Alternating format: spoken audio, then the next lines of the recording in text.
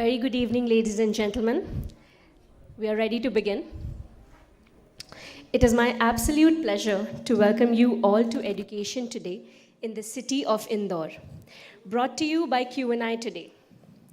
Q&I is a revolutionary education initiative by Thomson Digital, India's leading digital publishing solutions provider, founded by the promoters of India Today Group. Q&I is a conceptual breakthrough. It represents a paradigm shift in preparing students for competitive examinations from grades 8 to 12th. And today we are here at Education Today, and it is my absolute honor to welcome each one of you. Education Today is a groundbreaking leadership event series that will traverse multiple cities across India, bringing together the brightest minds in education like you all. This unique platform is designed to foster meaningful dialogue and collaboration around the evolving landscape of education in India. This is not just an event. It is a celebration of ideas, collaboration, and innovation. We are thrilled to have such a distinguished group of education leaders, innovators, and decision makers gathered here today. As we embark on this exciting journey, I would like to take a moment to acknowledge the incredible contributions each one of you has made to the field of education. Your dedication, passion, and commitment to nurturing young minds and shaping the future are truly inspiring. So once again, thank you. Now we have a packed agenda ahead, featuring engaging panel discussions, interactive sessions, and thought-provoking presentations. We hope these sessions will spark new ideas and inspire you to take your initiative to greater heights. Before we begin our first panel discussion, let me introduce our panel discussion topic. The topic is Technology in Education, Shaping the Future of Learning. We're honored to have a distinguished panel of school leaders joining us for the panel discussion. May I please invite Ms. Kanchan Tare, Principal, Shri Ravi Shankar School, Indore. Is ma'am here? Ma'am is just about to arrive. All right, so meanwhile, let me invite other panelists. Our next panelist is Ms. Rita Singh, Principal, Central India Academy. Ma'am, please join me on the stage.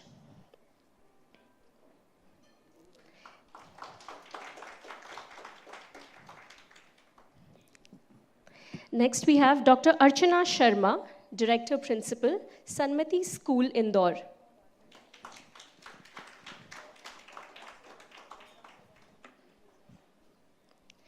Dr. Vijay Singh Parihar, Principal, the Shishu Kunj International School.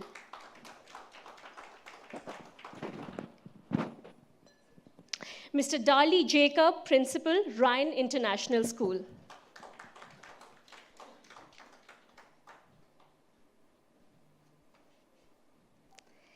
And Mr. Uttam Kumar Jha, Principal, Ikaina School, Indore.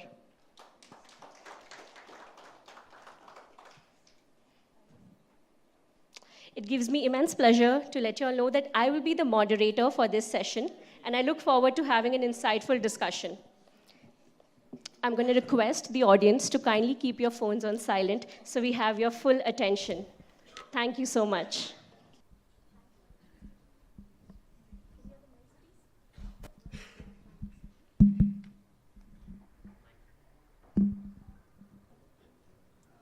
All right, a very good evening to each one of the panelists. Welcome to the panel discussion for this evening. I would like to repeat the topic. It is Technology in Education, Shaping the Future of Learning.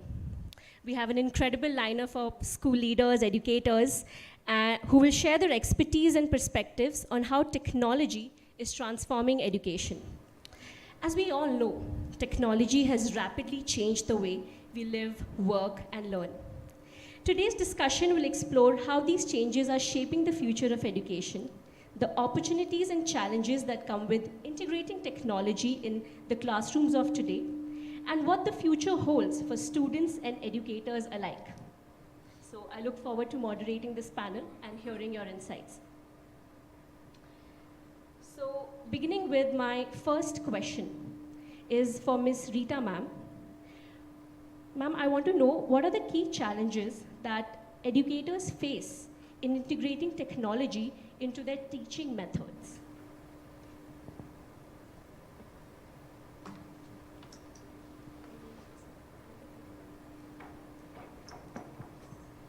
Good evening, everyone. Good evening, everyone. See, technology these days, we encounter technology everywhere, every walk of life, right? And it has changed the way we live, the way we think, the way we, moreover, the way we learn. It has tremendous change in education system, and it has made our learning very easy. And teachers' job has become very easy, no doubt. Children, they can have interactive learning, personalized learning, global learning. They can share with the globally with the peer. We all know that there are so many advantages of technology, but it has its own fair share challenges. We cannot deny that.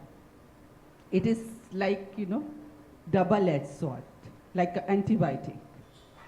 We can say, you have to take when it is required, but of course it will have side effect.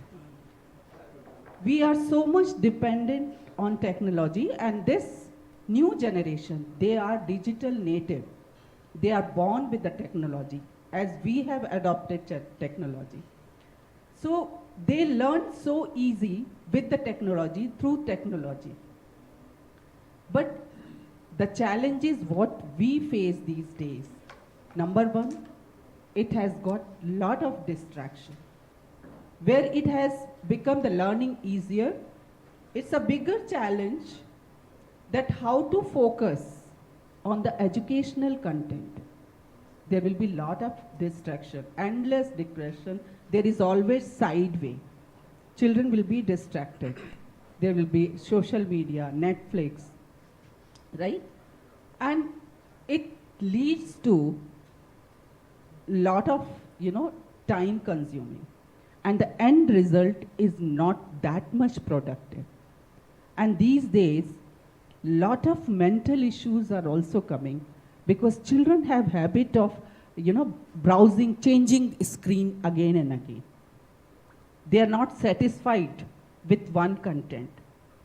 And due to which their attention span has become very short.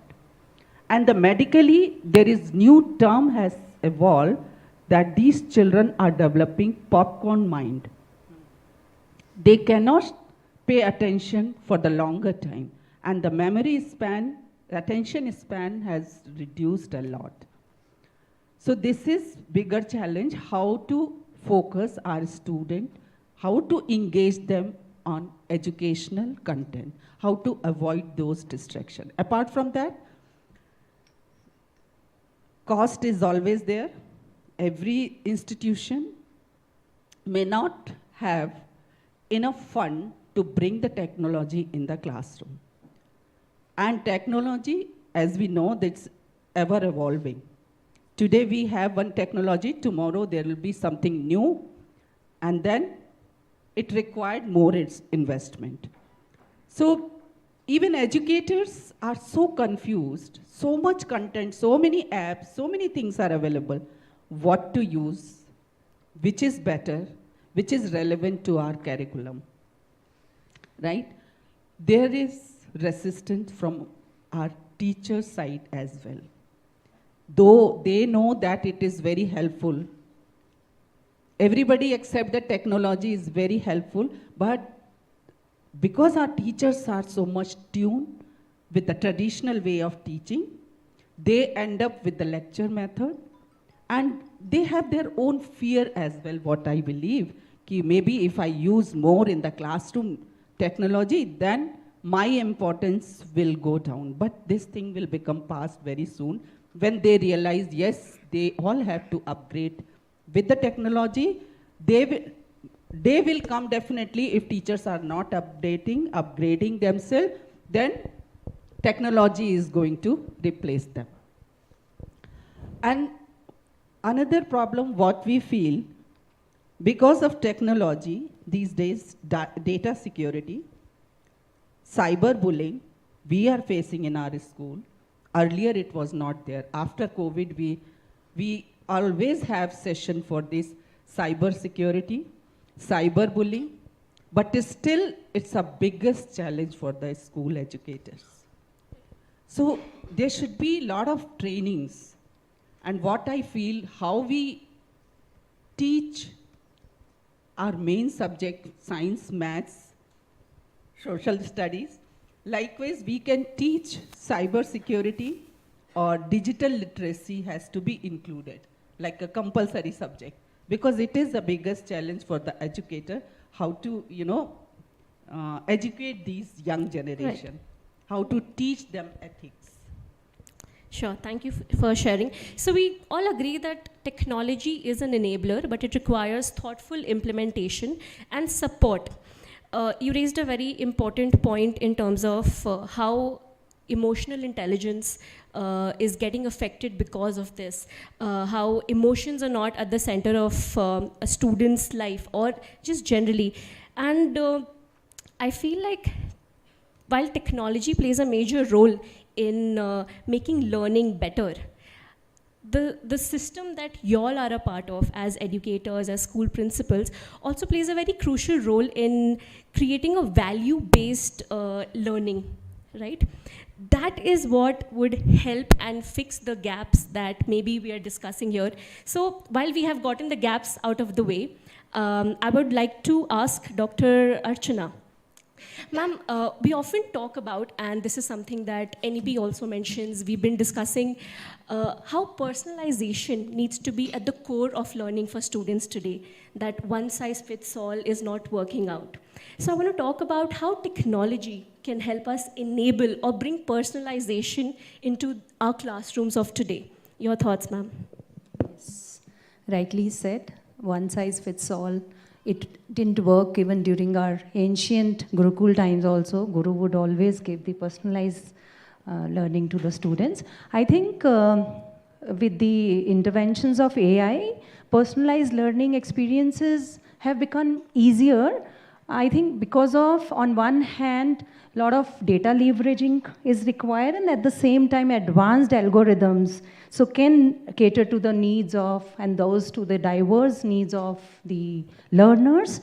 And there are few platforms. Of course, I won't say as on date, there are hundreds of platforms, but I would only talk about a few of them, which my students and my teachers, they have used. So for adaptive learning, I think Dreambox is one, which adapts to the learning pace, learning style, the content, everything as per the needs. For example, a child is very good at reading, but is struggling with trigonometry or mathematics. So this particular tool would create questions customized to the needs on mathematics front, but at the same time providing advanced reading material to the students. Same goes for, like, if I talk about assistive tutoring. Midnight, like we know that sometimes at night children are studying on their own and they need help in chemistry, for example, but they don't have anybody to help. So there are, again, platforms by the name of, I think, CHEOG, CHEOG, because we are also learning to pronounce these names now. So that will stepwise teaching of whatever problem the child is facing is provided. So real-time assistance is being given to children through these AI-based platforms. Then we always know that AI-based virtual reality gives them experience of immersive learning, where the children can be transported to the ancient times if required, or the remote places can be brought into the class with the help of the virtual. Then there are certain platforms like Read and Write, which is for dyslexia children. where the text can be changed into speech and the vice versa. Speech can be changed into. Then we have a few more platforms where translators, I think, are very good for children to learn new languages. So that is, and especially when I was sitting and looking whatever was being flashed on the screen, to a great extent, this also seems to be a tool which will help children, because these are the time we have to promote self-directed learning amongst the students. Every child has a different learning style, different pace at that which they can learn. So we have to keep looking for the platforms which can help children for their personalized needs to be catered to. Thank you for sharing your thoughts. And while I would want, there is a special segment where we take you with our story. We tell you what is it that we do. But I just want to add that technology happens to be at the center of our philosophy as well, but not just technology.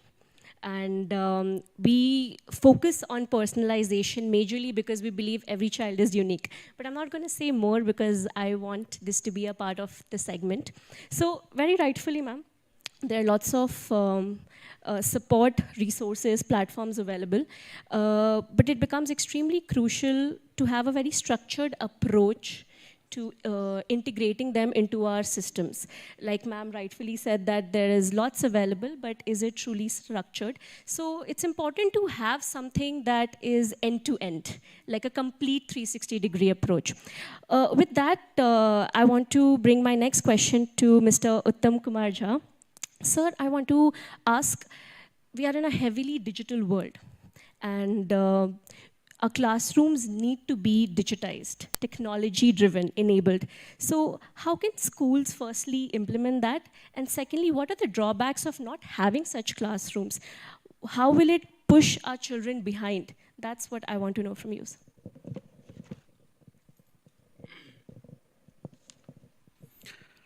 Namaste to all.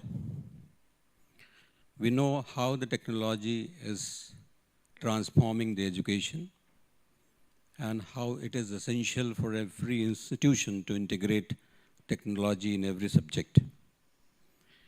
When we talk about the coding in science, when we talk about the different digital tools, even in arts. So unless we train our children to use the technology, to learn the subject in a better way, because the way the things are changing so fast, advancement in technology is also coming up. AI has taken place, most of the task nowadays, and even customized AI has come up, where you can upload your own data and ask the AI to give the answer of the certain questions.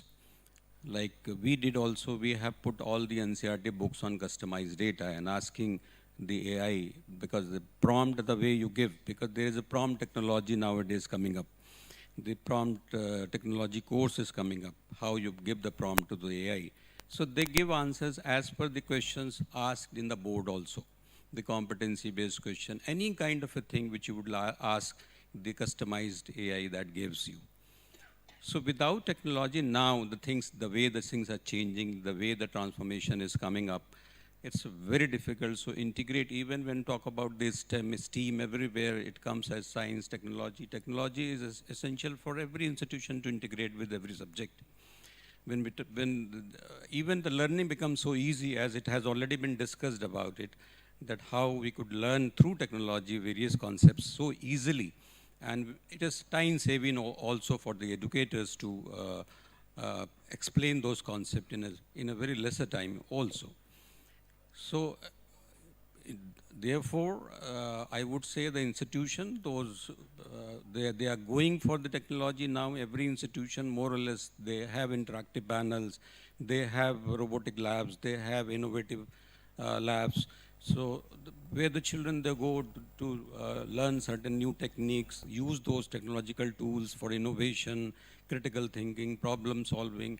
So unless we train them digitally, digital skills, technologically digital skill trained, that is the futuristic approach for the career also for the children. So, because all the industries, without technology, no industries is working nowadays. And unless the children are being exposed to those advancement in technology, they cannot get the jobs in the industries also. So we have to train them in technology. They have to use the technology in such a way that they can be placed in various industrial jobs also. So a school has to integrate it in their syllabi. Thank you for sharing your thoughts, sir. Absolutely, and I think we all agree that we can't evade technology. It's here to stay.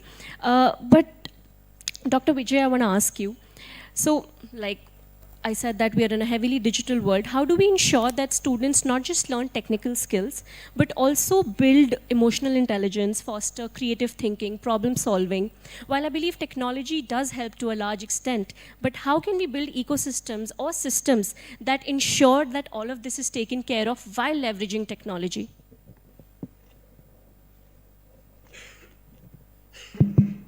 Yeah, namaste to one and all. I think Dr. Archana and Ms. Rita has already spoken much about what is the impact of technology. I'll go to the basics, what we have learned as a teacher in B.Ed, that 4 pillars of education. They talk how to learn to know, learn to do, learn to be together, and learn to be, basically. So first 2 portions are where the technological advancements or the continuous changes which are coming are catering. Other 2 is for emotional intelligence, the second part of your question lies to there. I would like to say that first and foremost thing we have to understand that the change is the only persistent thing, and it is going to come. And we have to accept it, and we have also accepted it. Now, what exactly we have to inculcate in our student is how to integrate and how to think critically to get a genie out of box. Once they know that this technology can be utilized for the improvement of their intellect, certainly other things can be taken care of. That too we are doing every day. So I think so more or less the answer lies in the question itself, and it is self-explanatory. Thank you. Thank you for sharing that. An interesting thought comes to my mind. I read something recently, and it says that we usually prepare our students for universities, colleges, but I think it's no longer true. It's no longer enough. We have to prepare our students not just for the university, but for this universe, that they have the skills, the value system, and they are equipped with tech tools, because it helps you scale, do things at a much larger scale that we couldn't probably have imagined maybe years before, right? My next question, and one of my last questions, is to Mr. Dali.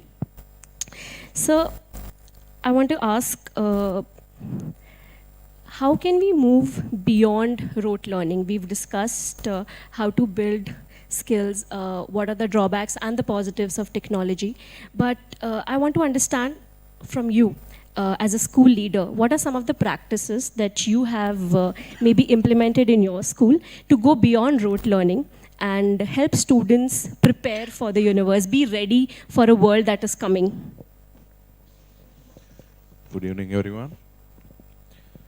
I would just start talking about differentiating the traditional classrooms, contrasting it with the current techno-savvy or technology-driven classrooms. We all know that as we entered the education field as educators, maybe as teachers, I'm sure all of us must have begun our career as teachers. So we had these conventional classrooms with the blackboard and the textbook. We could not think of anything else other than going for a visit, going to the garden, all those things. Now we have a lot of options, like technology has entered the classroom. Technology has entered our lives.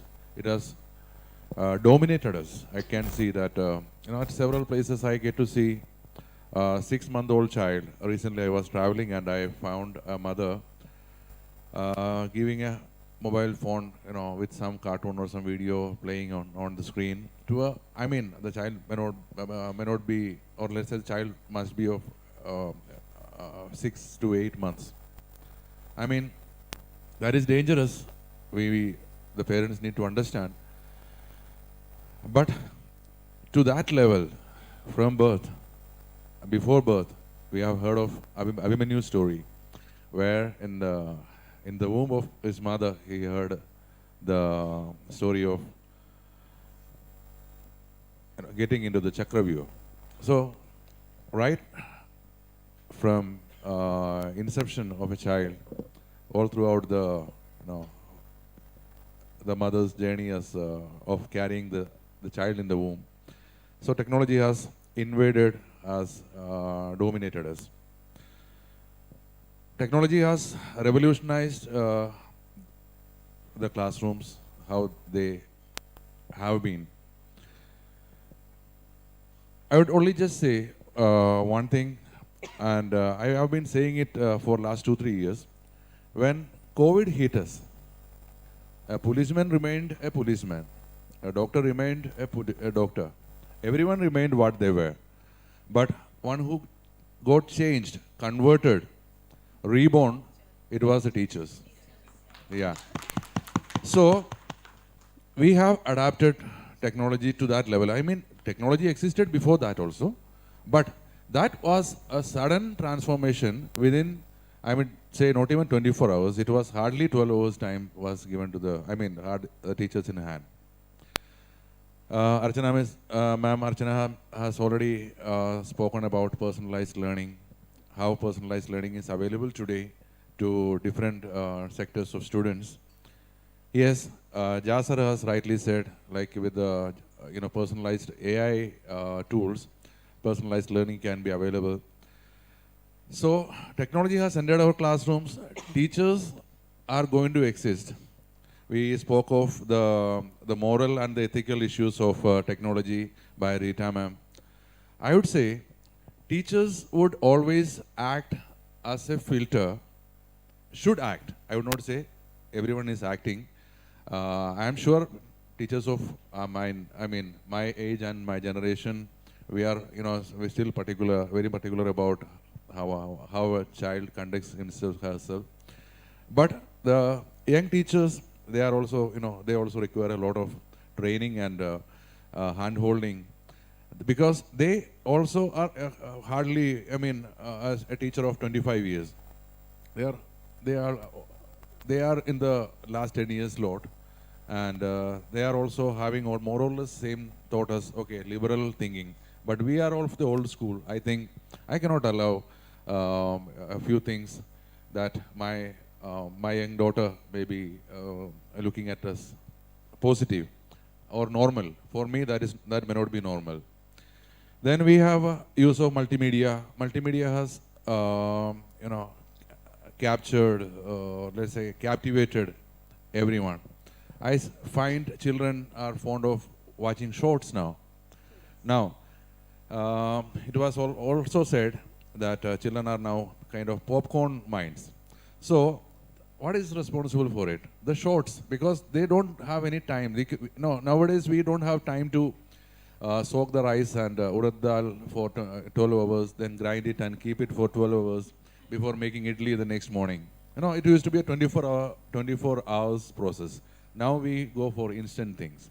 So children also needs to be served, things, content in shorts. I think. I have a 20-year-old daughter and I have a 10-year-old daughter. So my 10-year-old daughter keeps on watching shorts. She keeps watching shorts on YouTube and let's say various other platforms. All monitored though. Now, apart from rote learning, now we can think of collaboration between students. This is very important because technology has empowered the children, empowered the youth of today, the students, even teachers, can collaborate with each other, be it in whichever corner of the world they are. So that is a very important aspect that technology has brought in. I would say technology has not weakened teachers, because I said teachers will always exist as a filter. So technology has not weakened the teacher, technology has empowered a teacher, Technology has given, replaced the teachers that Jola and Jadi, with with a laptop and let's say a marker or a controller. A laser pen or with a controller. So that is how we can look up at it in a very positive way. So I would conclude by saying that teachers will always remain.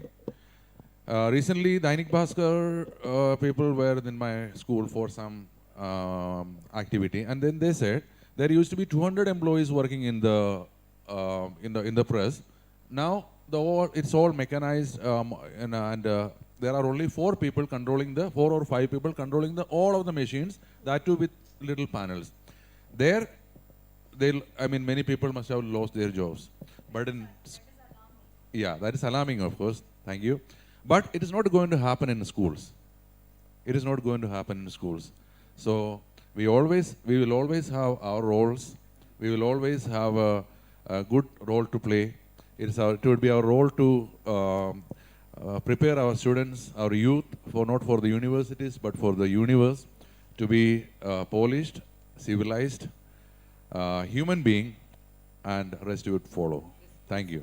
Yes, responsible. I would add that. I would be happy to add that word. Thank you very much.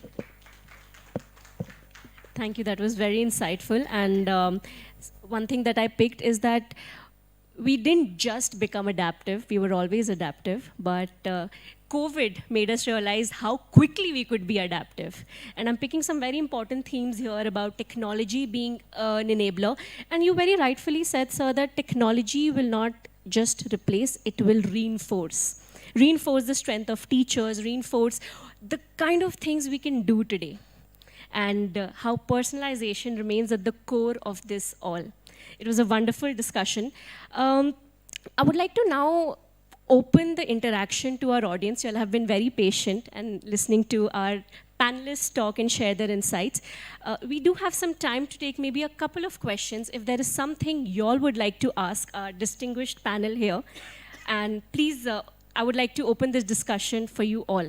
Can we have someone on the floor helping us with the mics? So, yes, sir. Can we please have the mic for sir? Yeah.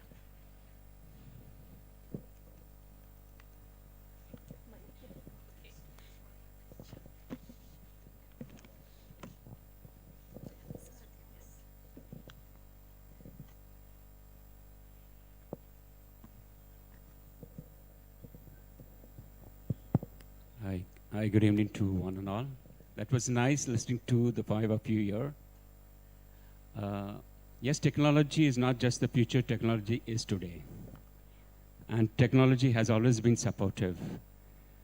COVID was one thing that made it very clear to one and all that what we felt, that technology would be replacing us, but technology became a supportive during that period. My question basically to any one of you there is I would like one of you to throw light on how technology in a way is empowering our students in expressing themselves constructively. How technology is empowering our students today in expressing themselves constructively. All right, so if I heard the question correctly, how technology is empowering our students today to express themselves self-constructively? Right. All right, so which one of you would like to take that? Sure, sir, please. Namaste, sir. Technology is something which is ever evolving and the students are utilizing it in its fullest strength now. 2-3 days before, I called up one student from grade 9 and I asked her that your teacher was praising a lot about the programming which you do. He answered, sir, I use AI. So I was astonished that how come? He says, I'll show you if you have chat GPT on your laptop. And he showed me that by giving some prompts, you can write down the whole algorithm. Now, then I was almost astonished. Then where is the creativity? He says, sir, creativity is in finding the bugs in this program. because 100% it cannot be correct. So then he downloaded and he showed me, he ran that program on my PC. It was a very simple 40-50 line program. And he says, "Sir, isko pehchanenge na, then it will be your program rather than the ChatGPT's program." So I think so here the answer lies, sir. The students are utilizing it in its fullest. And there is a very good saying in Sanskrit, "Pustakeshu chaya vidya parhastam gatam dhanam, na kare kale samutpanne na sa vidya na tadhvanam." If you will not deep dive into books, then books are useless. Same way, if you don't deep dive into AI or maybe any other thing, any other technology, you are just sitting at the side of it. And students are doing it, and students are doing more correctively, or rather than they are surprising us every day. So nicely explained. I'll just add to this that when we engage children into problem solving, so they ideate around and find out the problems, and then using technology, they find the solutions as well. And these days we see children in their technology labs doing so much, coming up with so many new ideas using sensors and algorithms. So I think they are doing it. It is all about engaging them into constructive work, and that is where the teacher's intervention comes in, how they can keep children engaged in using technology in a constructive manner. I hope I've been able to answer your question rightly. My purpose was very clear. I wanted one to understand that how easy it is and how effective it is that technology has played its important role. It has created constructivism in our kids. Definitely. And that's what the evening is all about, that IT Yes. is a tool and a support and something that can be really used to our learning. And once they understand the disruptive technologies, then only they will be able to create, because education is only going to create new technologies. Yeah. So I think that's itself is a pathway to the constructivism. Right. With such advanced technologies, the ownership among students has increased, and that sort of creates a responsibility. There's a very old saying, with great power comes great responsibility. So I think, thank you for your question. You would like to say something? I practically applied this in 2016. Yes. I had a different kind of an issue with the school where I was working with, and we had the learning which was effective because of the number of students that would be absent because of various reasons. And the IT club, not the teachers or not anybody else, had come up with this. Thank you for sharing that. Thank you so much. Thank you, Mr. Sir, ma'am. Any more questions?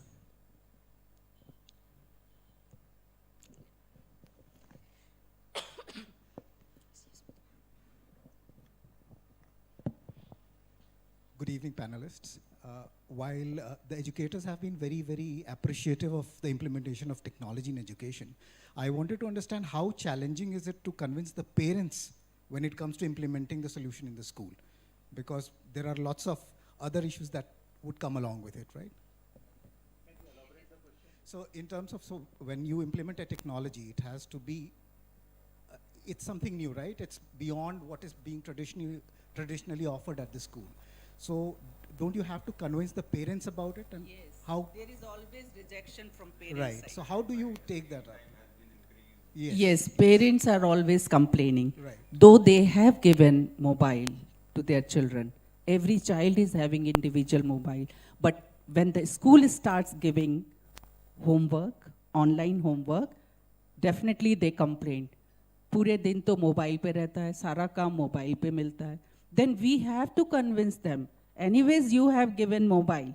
If he is not using mobile for constructive work, for education purpose, definitely he will be engaged in some other, things.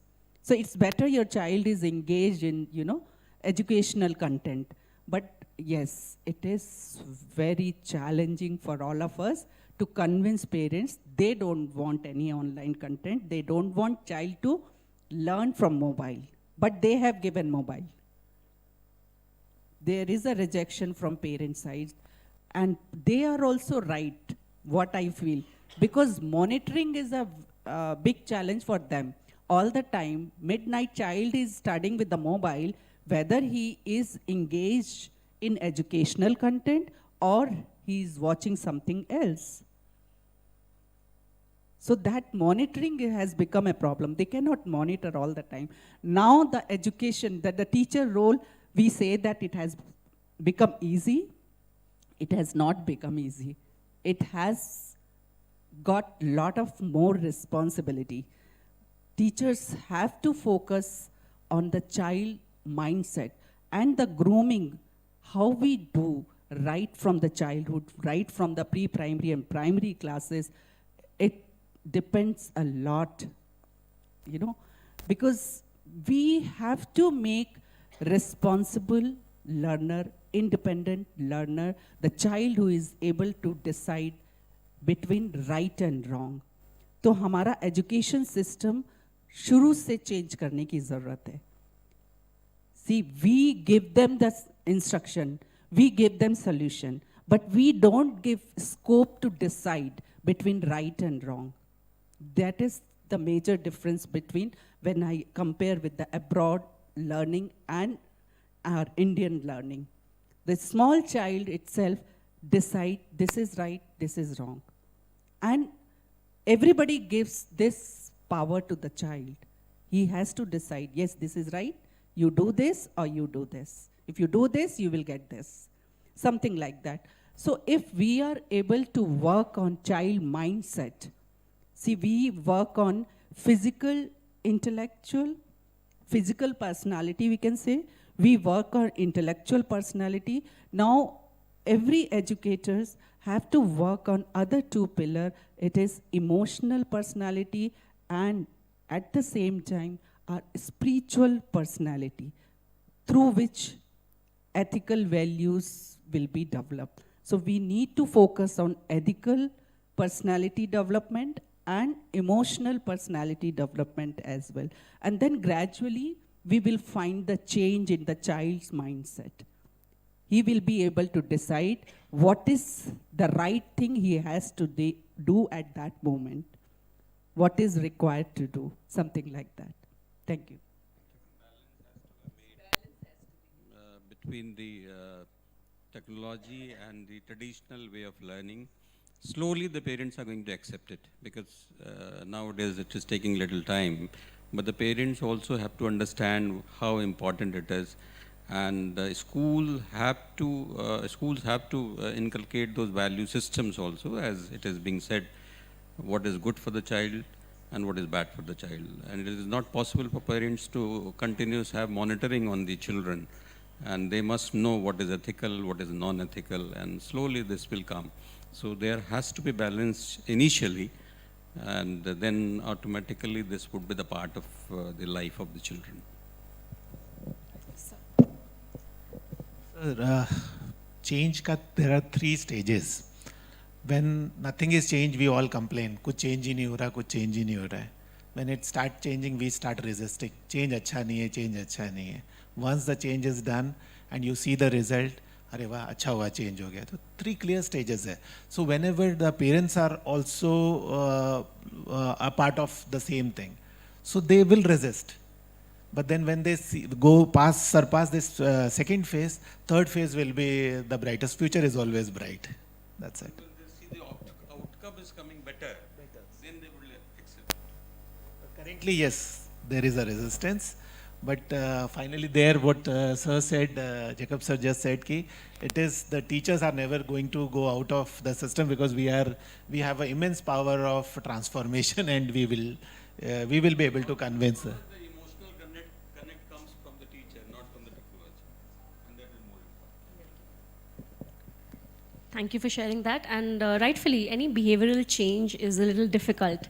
But once you see the outcome, the benefits, and draw strict boundaries, I think we can make that change, right? So thank you for sharing your thoughts. Thank you for that question. Any final question from our audience today?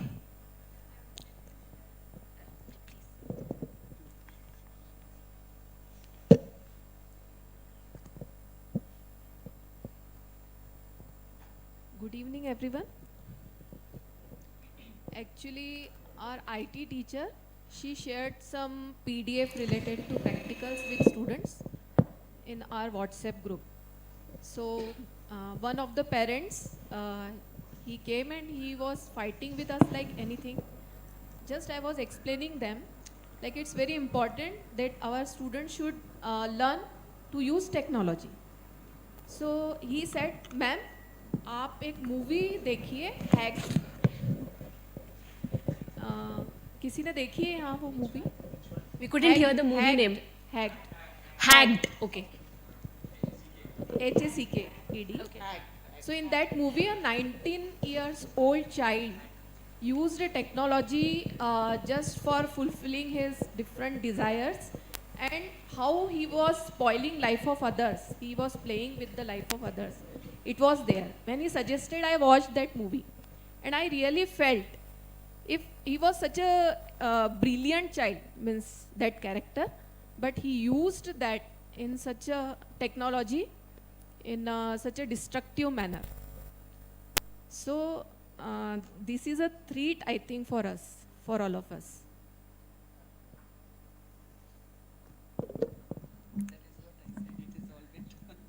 So here we have to counsel not only that parent that gives us an idea that we need to orient other parents as well. Every weapon, every tool will have both the sides, So it is for us as educators and for the parents to guide the children right way. And in fact, for this question, I was rather wondering that it was always so subtle. I don't think I've had any such instance where the parent would have objected to. Rather, we call them sometimes when we realize that the children are not using the devices at home in the right manner. So we guide them that it has to be under your vigil. Children have this tendency to go a little, they get digressed. So I don't think these certain, extraordinary instances should deprive our children, because this is something which they need also. And at the same time, in coming times, we cannot deprive our children from the advanced technology or anything which makes them future ready. I'll just add something to this. Just that be updated or be outdated. Be thrown away. One. This is one thing. Second is, you cannot keep, mobile phone is just part of technology. You cannot keep these things away from, these are as necessary as food and shelter, food and clothes. Now it has become a necessary. Third is, now parents are also concerned about, the behavioral changes they are seeing. They are, at least the city parents, the educated ones, they can see the difference in the behavior of the children. So they trust us, they start trusting the school. They start, when they come to meet us, they say, "Sir, please take care of this child." So teachers will always be there. Now it is important for us because parents have become helpless in a kind of way. I have seen many parents have become helpless, and parents look up at schools and educators. So it is very important for all of us in the education fraternity to be balanced, to be what we would like to see. We say that we would be the change that you want to see. And I think we all, today, me and you and me, all of us need to be that change, to be adaptive, to be that guiding force, to be that counseling. We have numerous roles to play. Thank you very much. So thank you for your questions. Thank you for that interaction. And rightfully, technology is here to stay and it requires thoughtful implementation. And I think that's where as educators, school leaders, teachers, you all play a very important role because you all are the shields that stand and shape our students. Like Sir said, you all are potters. We do? Okay. Good evening to all. मेरा थोड़ा question अलग हो सकता है कि अभी एक और चैलेंज आ रहा है कि आज हमारे जो बच्चे हैं वो नॉट डेवलप्ड इन संस्कार like students know Harry Potter but not know Swami Vivekananda not student not know about Khudiram Bose like big leaders. कई बार ऐसे पेरेंट्स के आते हैं कि भाई हमारा बच्चा तो ये जानते ही नहीं एकलव्य कौन है, तो इसको हम किस तरीके से सॉल्व आउट कर सकते हैं? थोड़ा क्वेश्चन अलग हो सकता है, लेकिन सब यहाँ पे एजुकेशन से जुड़े हुए लोग हैं. आंसर बहुत सिंपल है. For everything school and teachers can not be responsible. I as एक सेम इंस्टेंस हुआ है, इसलिए I could give that analogue to you. मैंने कहा कि आपने अपने बच्चे के साथ बेड टाइम स्टोरी कब पढ़ा है लास्ट टाइम पे, उतना क्वेश्चन का आंसर दीजिए. क्योंकि अगर आपने 15 मिनट निकाले होते as a parent, 15 minutes crisp reading bed time story with, तो आपको ये क्वेश्चन स्कूल को पूछने की ज़रूरत नहीं थी. एक अगर आप अलाउ करोगे तो I will give you another 5 minutes का एक अच्छा सा, if at all the time permits. Okay, then next time some time else. But Vivekananda का एक बहुत अच्छा स्टोरी है कि अगर आप every day if you inculcate one small thing by doing, by parents, if they start doing something good, अगर आप बाहर जा रहे हैं और किसी को थैंक यू बोल रहे हैं, तो automatically this problem will be solve sir. तो अगर अगली बार वो ऐसे पेरेंट आपके तरफ आए तो आप उनकी तरफ भी बॉल फेंकिए कि what exactly is your contribution. हर चीज़ तभी तो हर जगह भगवान नहीं रह सकता, इसलिए उसने माँ बनाई ना sir. Correct.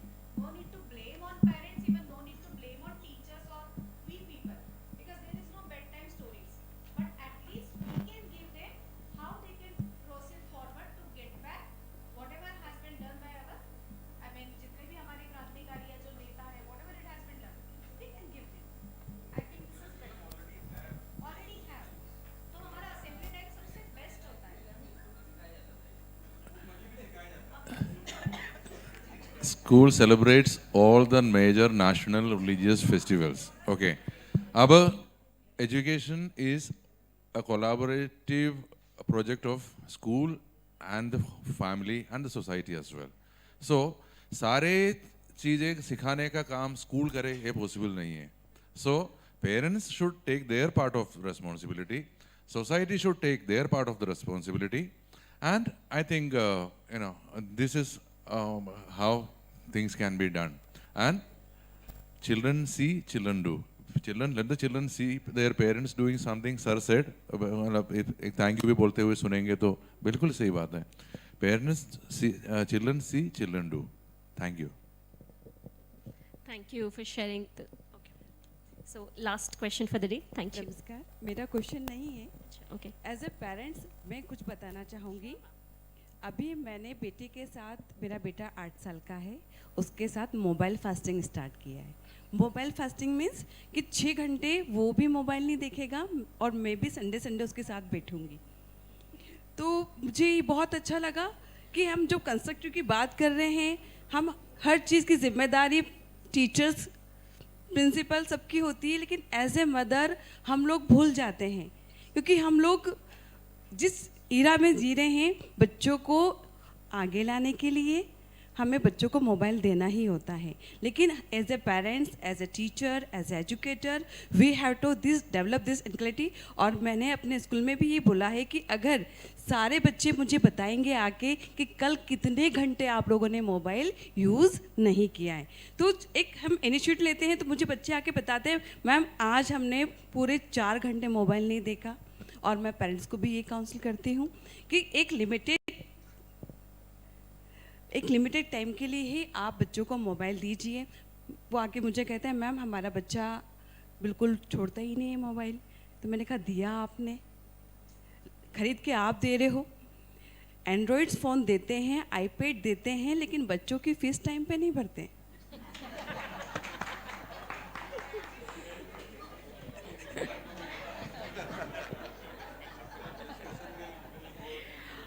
So thank you Excuse very me, ma'am. much. Good evening. Just give me a minute. Here. Oh, My daughter is here only, and you can see that she is attending her meeting along with our meeting, and she is preparing herself for CAT examination. So we can see that nowadays students, if they are interested, they can use technology anywhere, everywhere. Either they are on railway station or on the bus stop, and so from 11 years, I am not with her. From 11 years, I am roaming outside from Indore, and she is here only.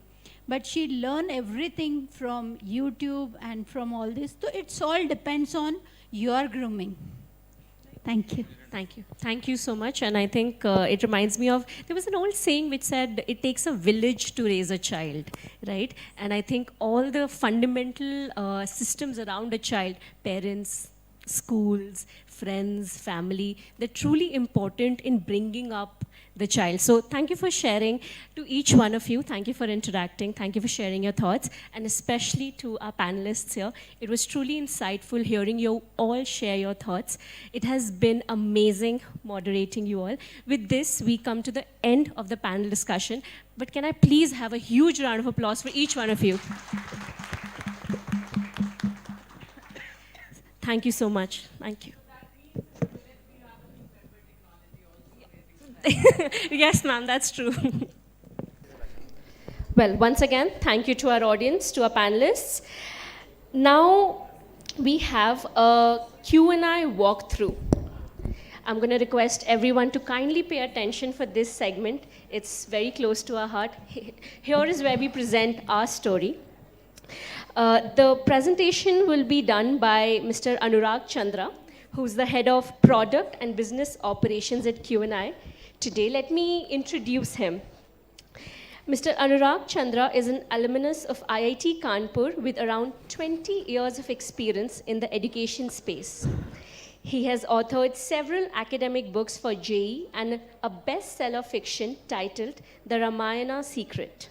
In 2018, he comes with comprehensive experience in several top edtech companies in different roles in content, product, and business. Please join me in welcoming Mr. Chandra. Thank you.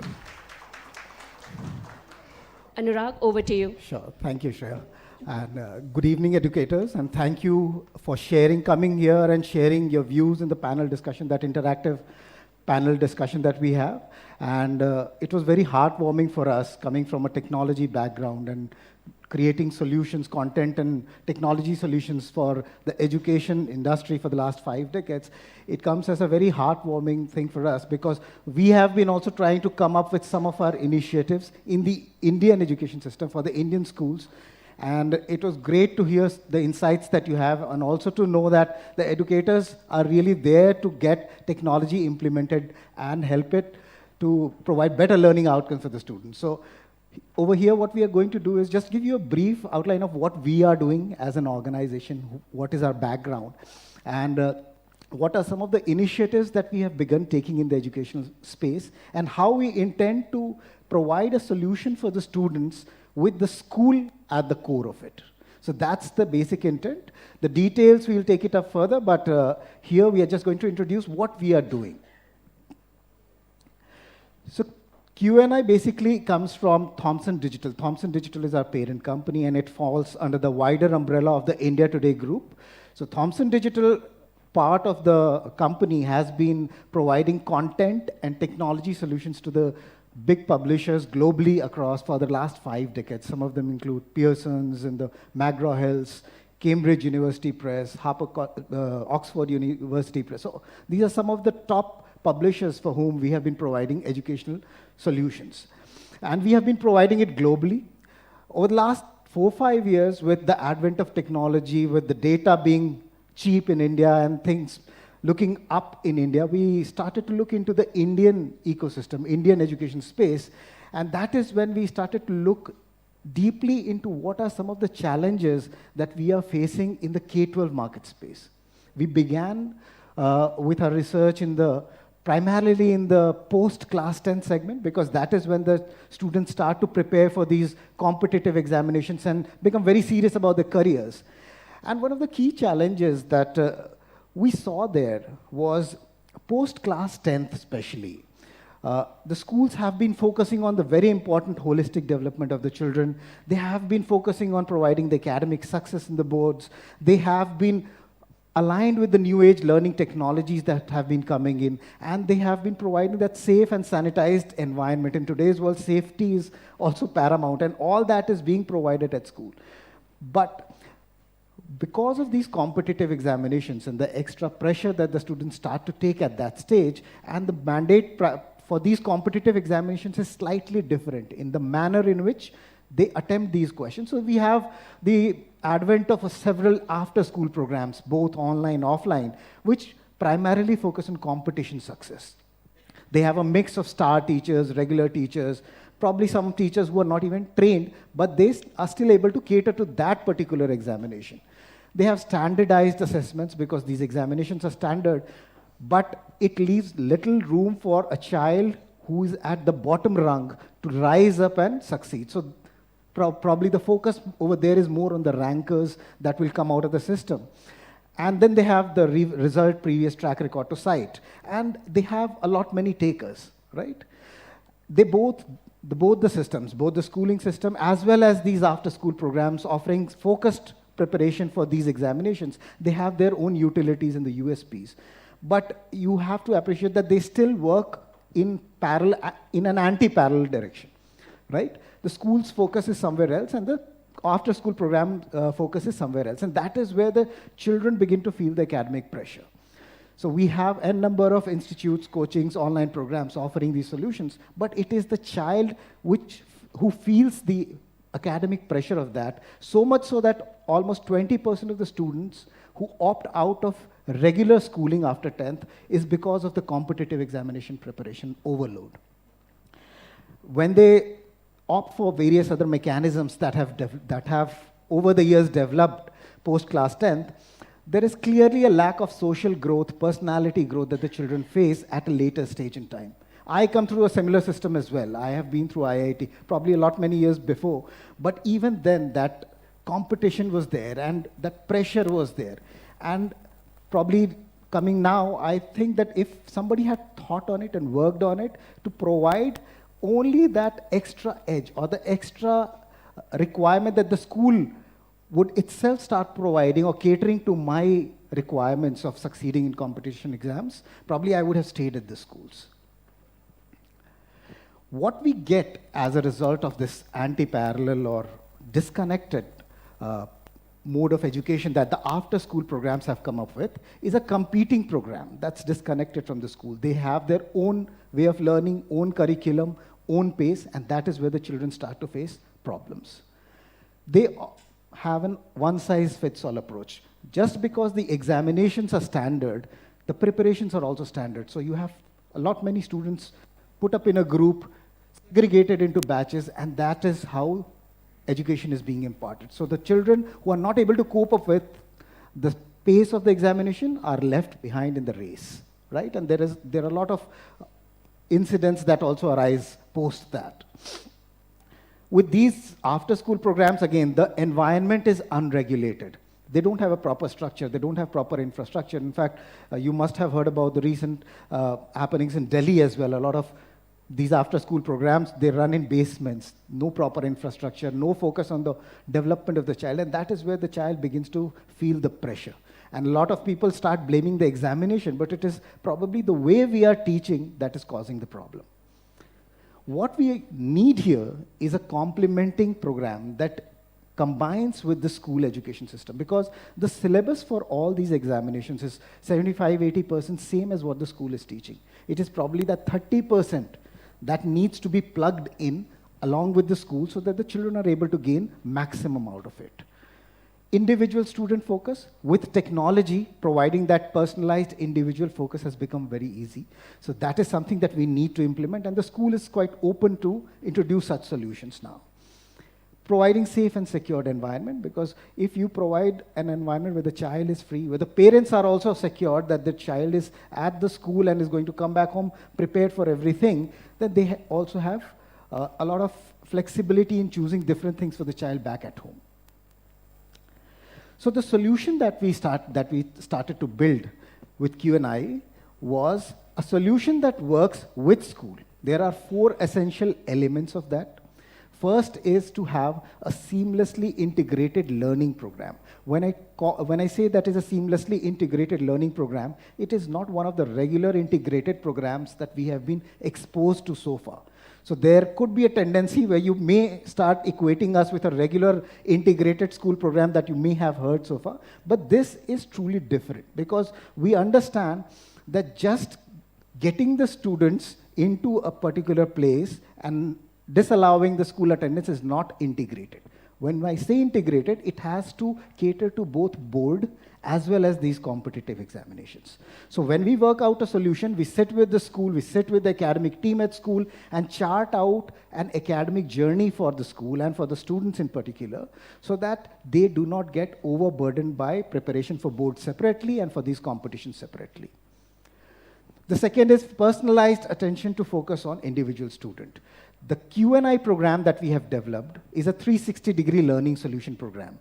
It encapsulates teaching, assessments, providing analytics, providing the remedial solutions and remedial gaps, bridging the remedial gaps as well.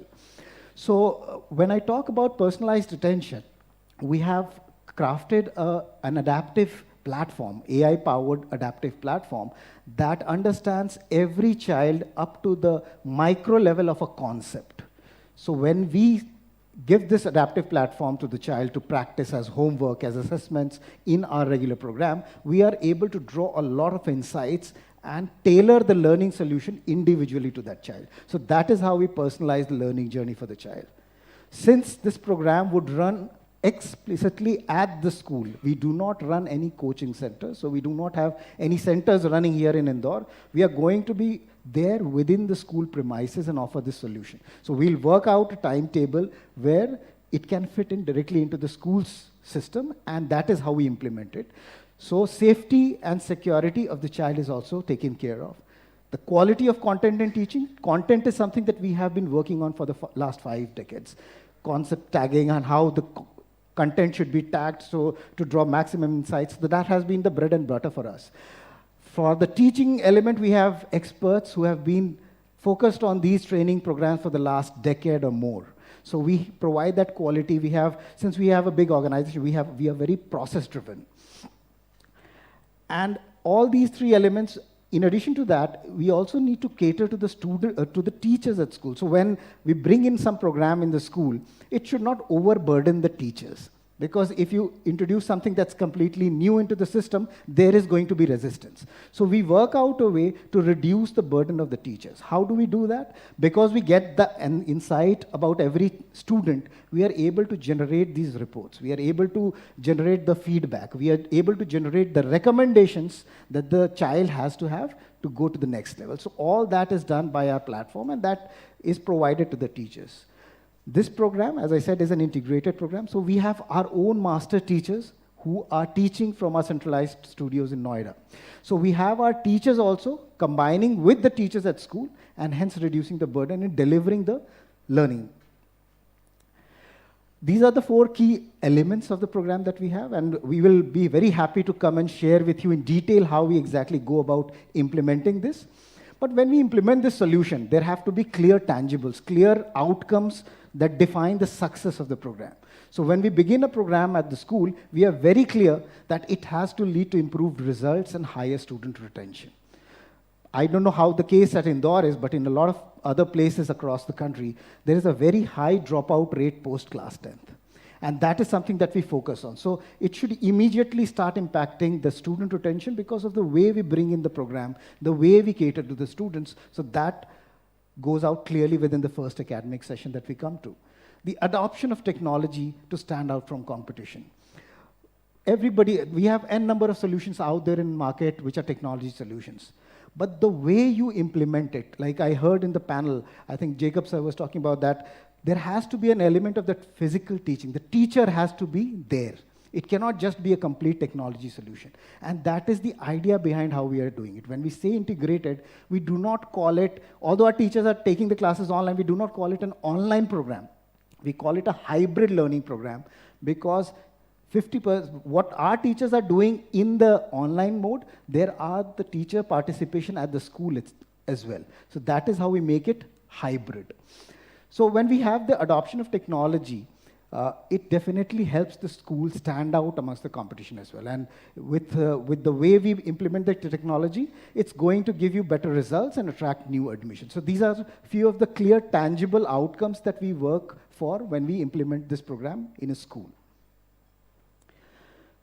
That was at a more macro level in terms of implementing how we are completing the learning cycle. So this is what we call the learning cycle for us. So when the children, they come into the system, they begin with a diagnostic test. So the first step that we take is to conduct a diagnostic test for all the students at the schools to gauge where they are, to calibrate their initial learning levels. Once we get that sense, before we begin the regular program, we have a short bridge course, which is mandated for a certain set of students, so that when the program actually begins, the gaps in the learning for the prerequisite skills is covered there. So that is how we begin. The learning happens in two modes, where our teachers are teaching from the studios being relayed in your classrooms through the smart class boards, and your teachers are there in the school helping us out there. And the second mode is also physical, where our teachers are completely sent to that particular school in physical mode. They're dedicatedly staying at your school 6 days a week. So I had an interaction with ma'am as well. So the CBSE mandate, so you have the teachers being positioned in your school. They'll be staying there 6 days a week for 8 hours in the school to help the students clear that exam. So learning is imparted that way. Once the learning begins, the practice, the assessments, everything is done on the Q&I adaptive learning platform. So with each question, we get insights, and through that insight, we are able to generate a lot of deep analytics. Now, deep analytics, when I talk about deep analytics, it may just be another word. What we are trying to come here in terms of analytics is to try to build the Google Maps for learning. Just like when we go anywhere, even if we know the destination, we do put the destination in our Google Maps to see how much time we take. That is how it has become of late, right? So what we want to do is, when a child comes into the system, we know that today the child has come into the system, and the child has a defined outcome that they are looking forward to. So 2 years down the line, they probably are going to appear in some competitive examination, be it JEE, NEET, CUET. So we know the initial entry point and the final destination, and then we use the insights that the platform gives to chart out an individual learning journey for the child. So that is the kind of predictive analytics that we build in, so that we can predict how the child will achieve the outcome that they are set out. And if there are any gaps, we timely bridge that, and we do not leave it to chance. Once we have the analytics, we ascertain the gaps in the learning that the child has. So we cannot just move to the next chapter without bridging those gaps. And that is where we have live need-based tutorials. So what we do here is, when we have assessment of the students, we create homogeneous sets of students. We create students with similar understanding of a particular concept, invite them to a live interactive tutorial session, and bridge the learning gaps that they have. So these need-based tutorials are quite different from the regular doubt-solving sessions that we have, because here we bring them only on need basis. We do not bring probably a student who is very, very sharp in a particular concept to teach them the foundations of that concept. Because of the power of data, we are able to bring specific students, and that is how we close the learning gaps, and hence the learning cycle gets completed and the teacher moves to the next chapter. So this is broadly what the solution looks like when we implement it at the student level. We started out last year. We went into the market last year with around 50 schools. We tested it out for different ways because we were not sure as to what works best. There are n number of solutions that have worked in where solutions have been sold directly to the students. So we have tried out different models, and we figured out, based on the the feedback that we got, that it is best when we work out a solution with the school. Around 5,000 students got onboarded on our platform in the last 1 year. Out of those students who appeared in JEE Main last year, I mean this to 2024 basically, we got a success percentage of 15%. And when I say success percent, it is the number of students scoring 90 percentile and more, as opposed to the national average of 4%. So that is what proves the efficacy of our product. We have implemented it in a lot many schools. The top score for us this year was 99.93 percentile.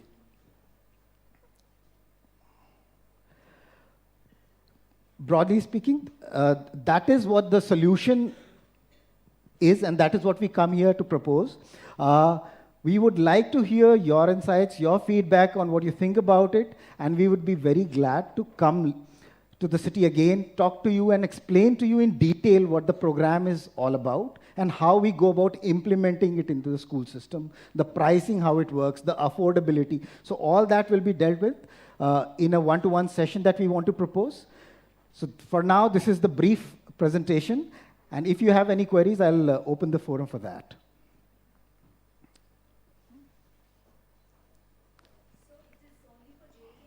No. So we started with JEE. This year we started to offer solutions for grades 8, 9th, and 10th as well, because that is when the foundations start building in. In 8, 9, and 10, we do not call it a JEE or NEET program. It is more on the core learning skills. The way we have structured the content, it is not simply a question that has been asked in a particular exam. When we are providing the assessments, we tag the content basis the learning skill. We feel that when a student is solving questions, it is not just about accuracy. It is about the core learning skills that they need to develop, how they are able to apply the concept, how they are able to evaluate the information, how they are able to analyze the question. So all these are core learning skills.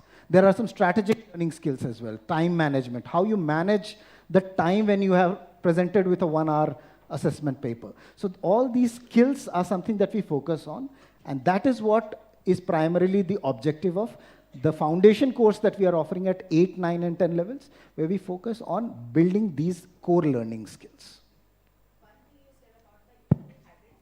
Right, ma'am.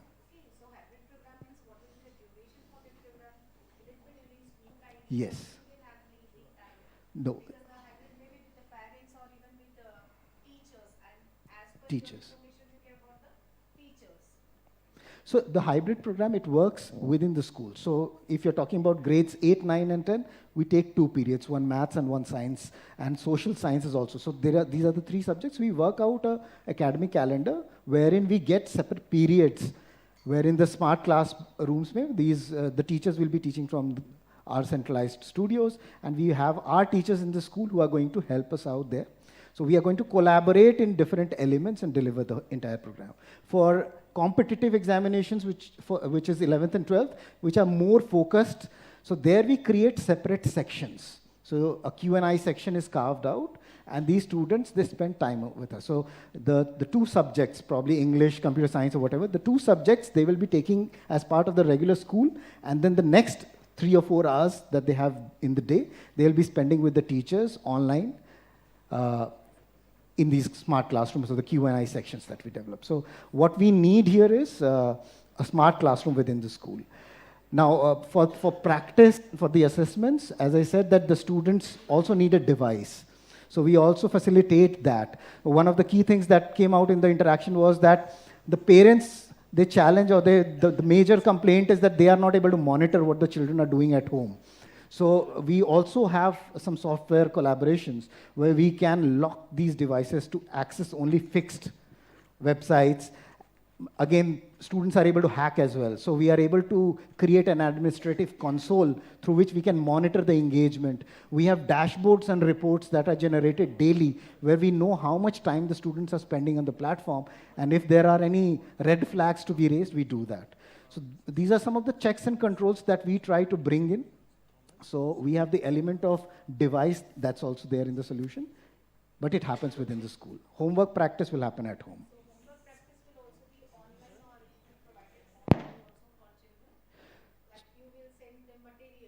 Yes.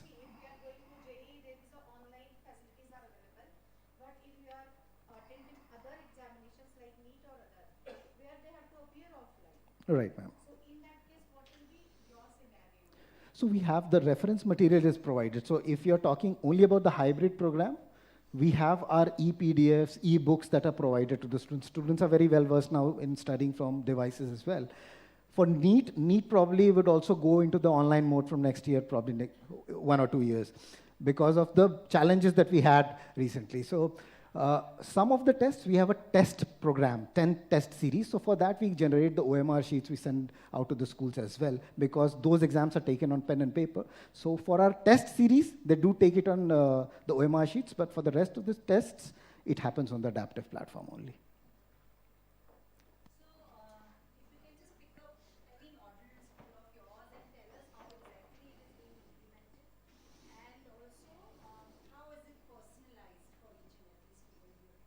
Sure, ma'am.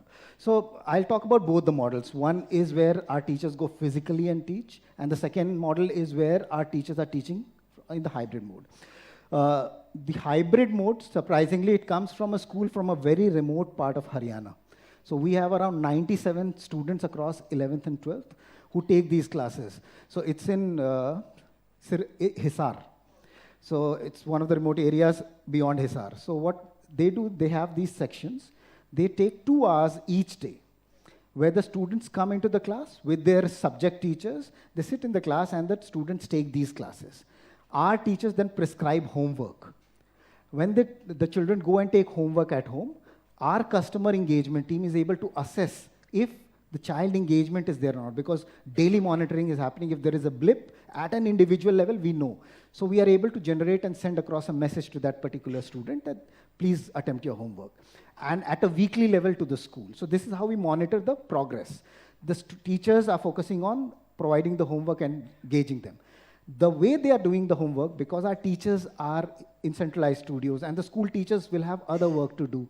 So who takes care of the remedial assessments or remedial practice that they need to do? So that is where AI's power comes into play. So the homework that they prescribe, every child will solve probably 15 questions, but then after those 15 questions, every child will be at a different level. The platform is smart enough to understand where are the gaps, and it generates a daily 30-minute task or automated homework for the child and creates it on their dashboard. Individual learning level. So this is how we implement it.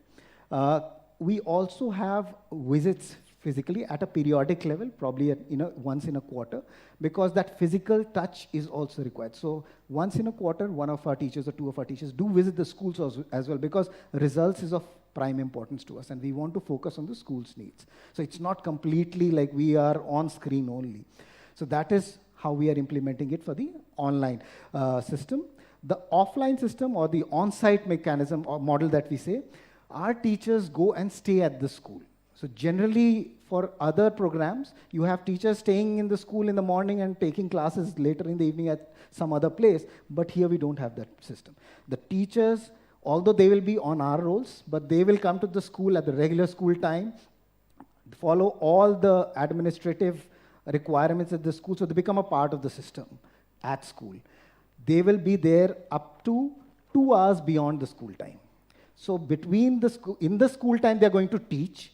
In the extra 2 hours, they focus on the individual students. That is where personalization comes in.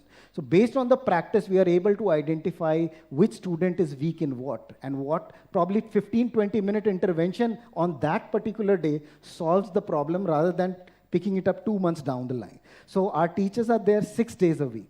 5 days we do complete curriculum classes. On the 6th day, again, we have these need-based tutorials that I was talking about. Since it is a physical program, you don't need to come online. So our teachers are there to provide need-based tutorials. We create homogeneous sets of students, see what their learning trajectory should be. They chart out their individual learning journey using a platform and then plug those gaps. So Saturday is spent doing that. So that is how we are trying to solve for the on-site or the physical learning model. So these are the two models that we operate.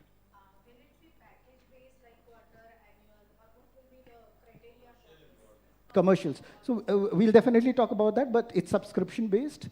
Online mode, the cost is not too high. It's probably a fraction of what the children are paying in the off-site system. In the physical coaching, because it's it's a bigger amount, so we have installment plans there. So that is something that we can work out on. And it depends on the number of students that we're having.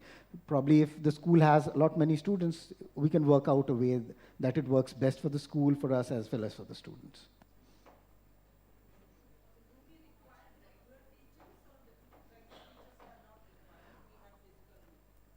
Physical mode, those students will be ours. So for maths and science, we will be teaching them completely. They can be, because not all students may opt for it, right, in your school. But if all of the students are opting for it, we are going to completely cover for the CBSE as well as these examinations.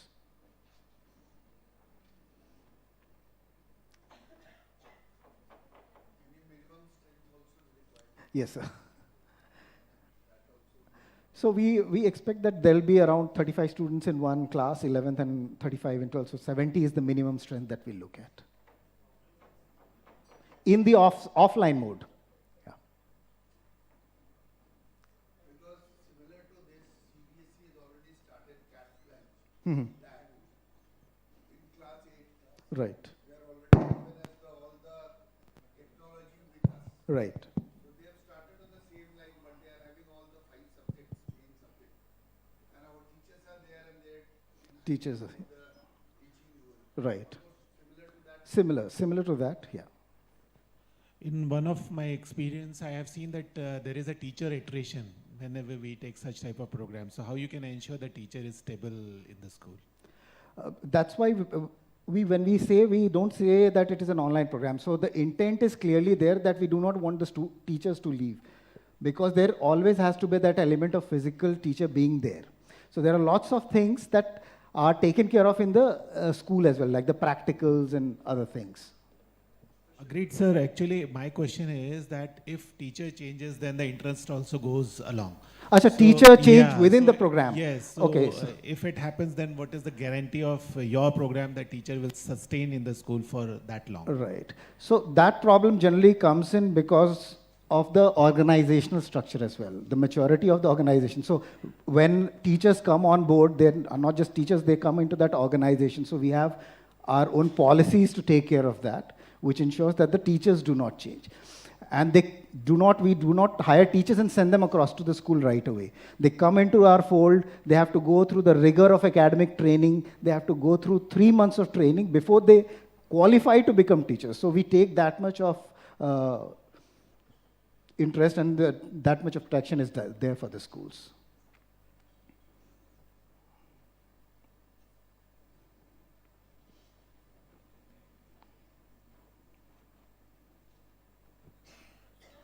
Yes, ma'am. Obviously, ma'am, because our platform is available for all the teachers for free. So when we implement it, the teachers get onboarded, they get trained on the new technology, the new platform, they get access, complete access to the entire platform, entire set of content as well. And they can also come and sit in the class and work with the teachers. So अभी यहाँ पे B.Ed, M.Ed teacher की ज़रूरत नहीं है. You will recruit for us. For maths and science, that is something that we intend to do, yes.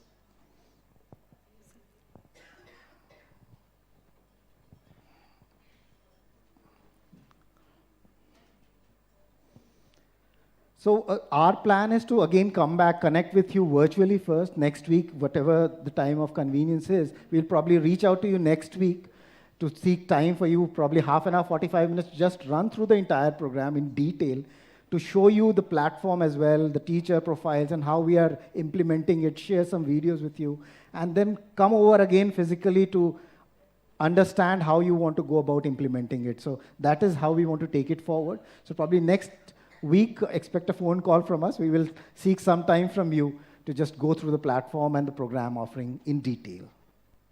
Thank you.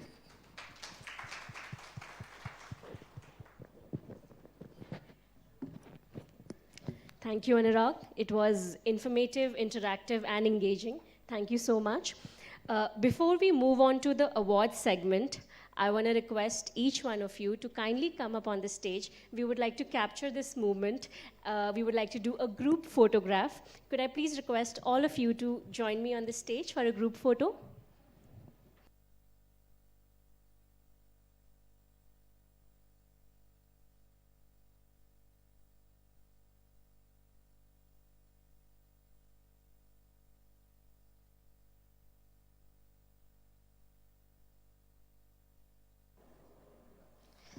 All right, thank you for your patience. Now it's the time to felicitate your exceptional contribution and dedication to the field of education. It's time for the award ceremony. May I please request our Executive Director and CEO, Mr. Vinay Kumar Singh, to kindly join us on the stage and give away the awards. Sir, please join us.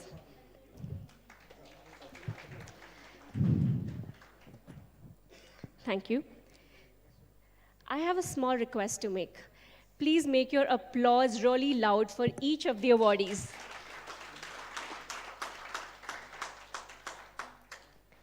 Let's begin. So we are honoring all the exceptional school leaders today. And the first principal, may I please invite Ms. Rita Singh, Principal, Central India Academy. Ma'am, please come up on the stage.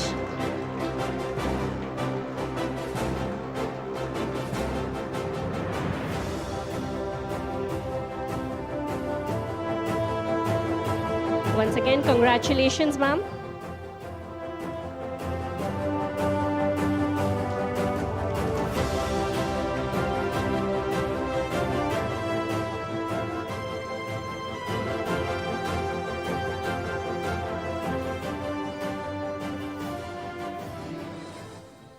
The next award is for Dr. Vijay Singh Parihar, Principal, the Shishukunj International School, and our panelist for today.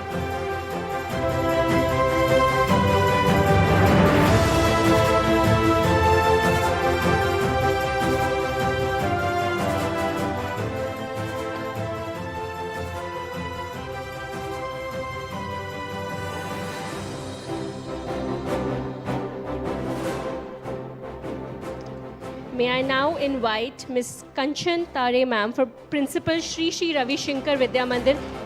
Ma'am, we missed you at the panel discussion. Thank you for joining us.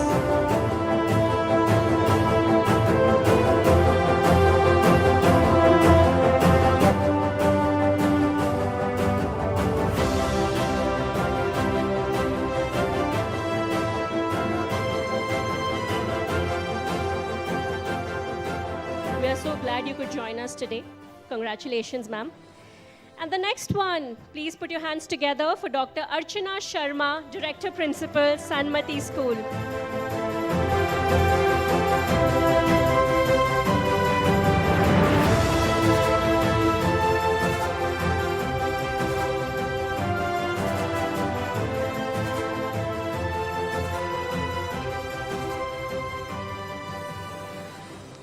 May I now invite Mr. Uttam Kumar Jha, Principal, Ekayana School.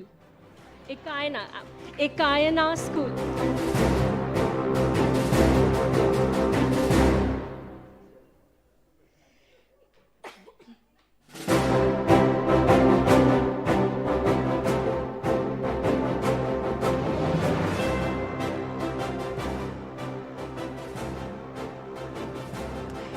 Please put your hands together for Mr. Dali Jacob, Principal, Ryan International School.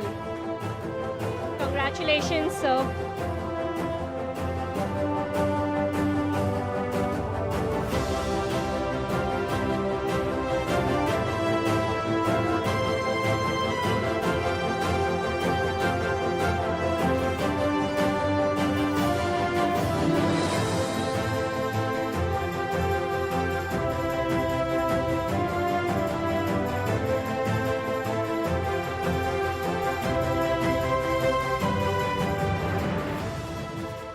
Let's have Dr. Gajendra Singh Patel, Principal, the Sika Senior Secondary School. Congratulations, sir.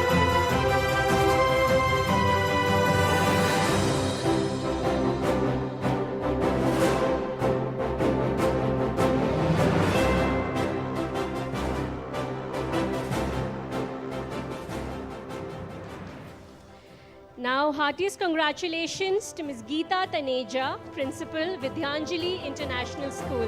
Ma'am, please come up on stage.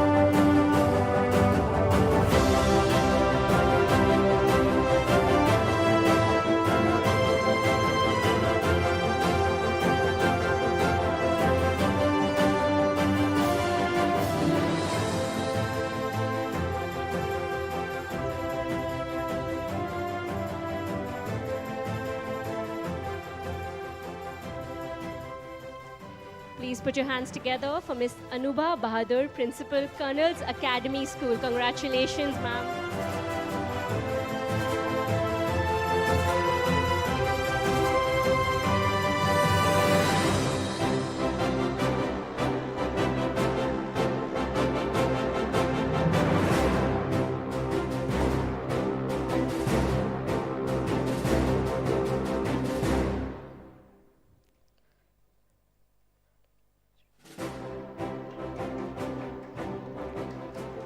I would now like to invite Mr. Trevor Ronald Brown, Academic Director, Golden International School. Congratulations, sir.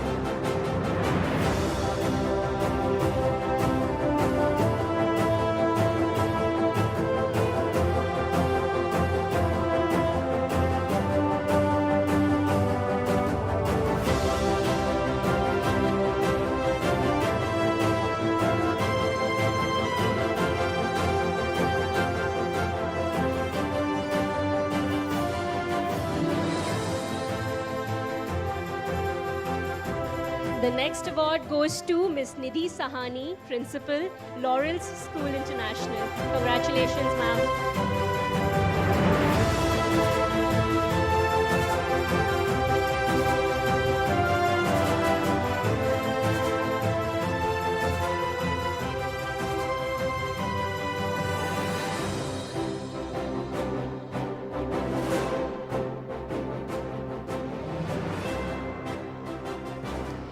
Please put your hands together for Miss Reshma Juneja, Principal, Delhi Public Elementary School.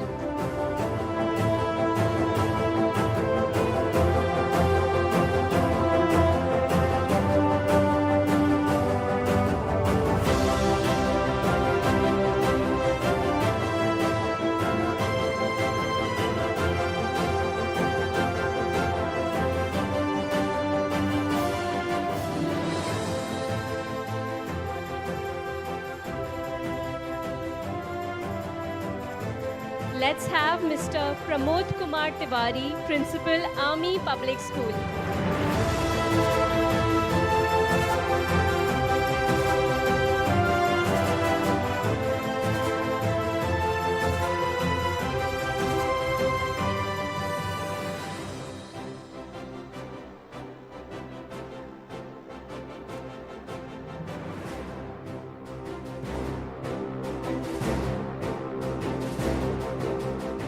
May I please have Dr. Mamta Dwivedi, Principal, Rankers International School. Congratulations, ma'am.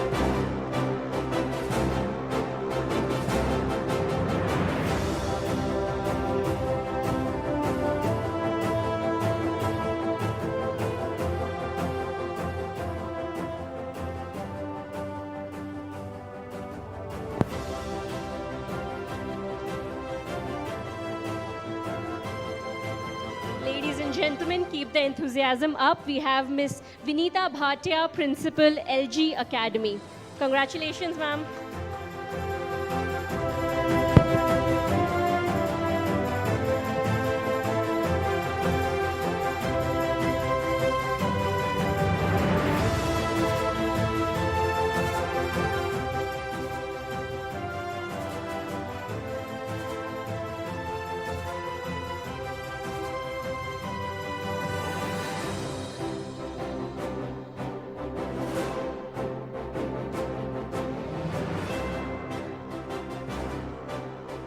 The next award goes to Dr. Prakash Chaudhary, Director, Shri Vaishnav Institute of Education. Congratulations, sir.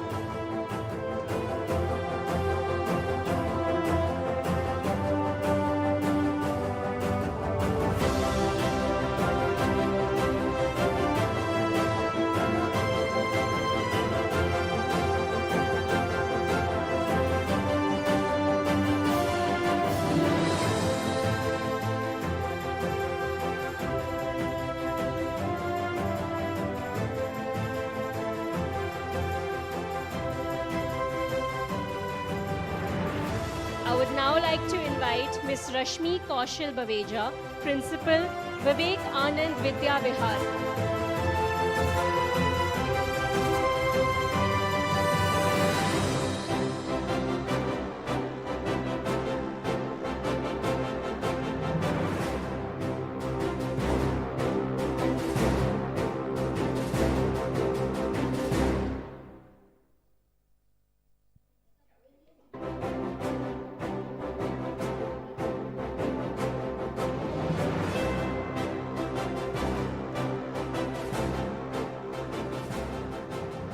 The next award goes to Dr. Sheena Abraham, Principal, Mar Thoma Higher Secondary School.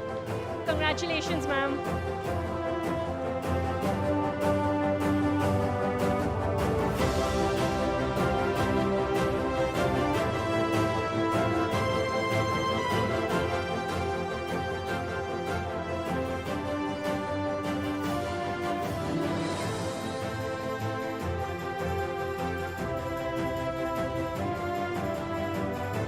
Let's have Mr. Ashwendra Singh, Principal, Krishna Academy.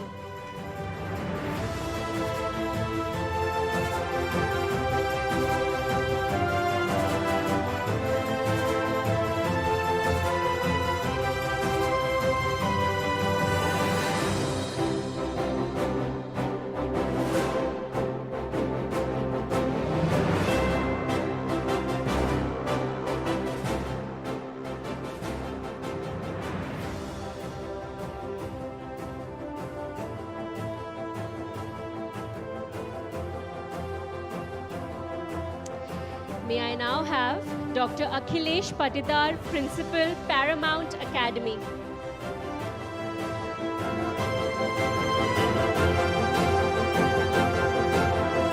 Congratulations, sir.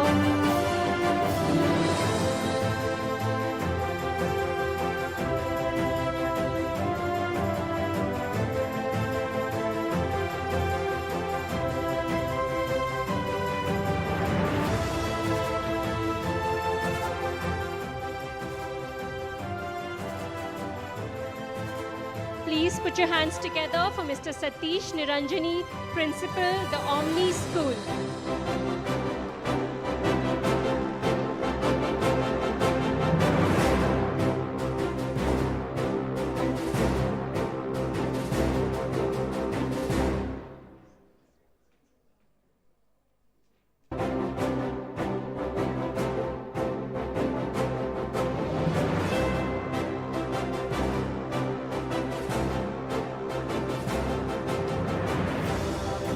The next award goes to Ms. Nilima Bajatia, the Principal, Nahar Global School. Congratulations, ma'am.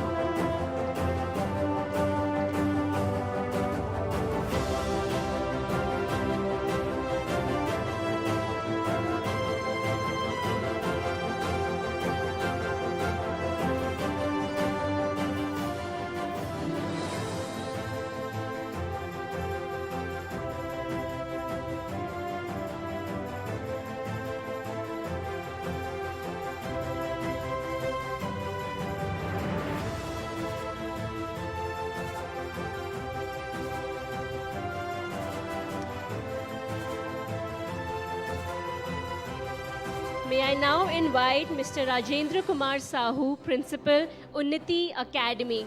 Congratulations, sir.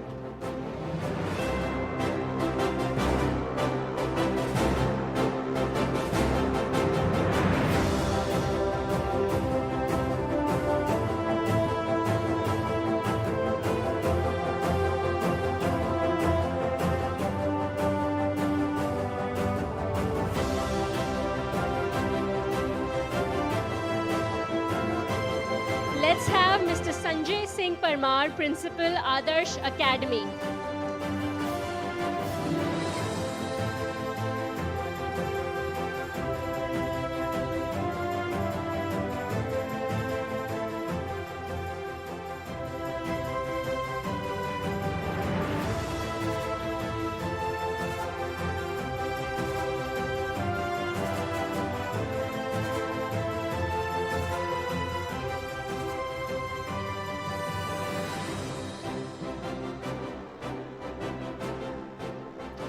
Please put your hands together for Ms. Madhvi Verma, Principal, Sky Heights Academy.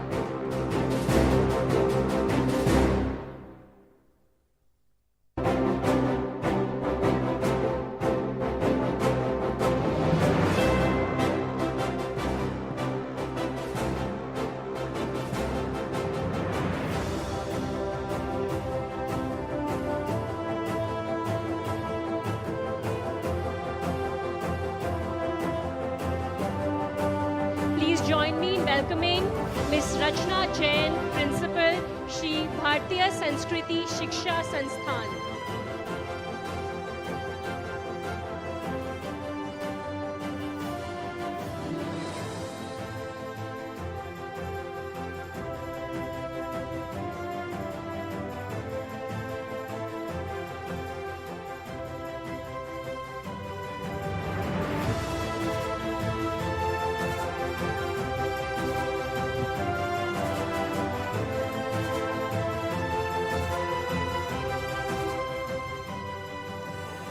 May I now invite Ms. Abhilasha Supikar, Principal, Aaron International School. Congratulations, ma'am.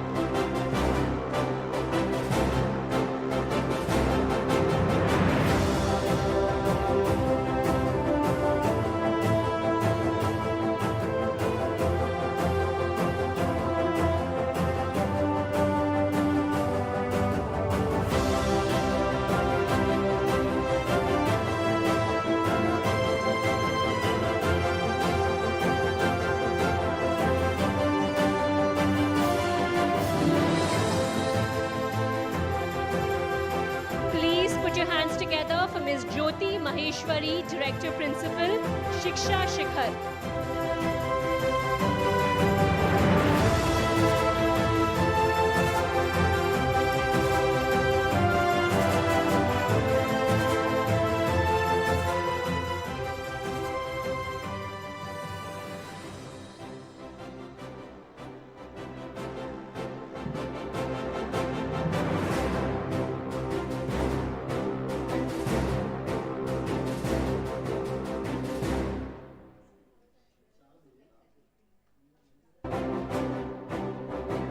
May I now invite Mr. Dwarika Prasad, Principal, St. Paul's Public School.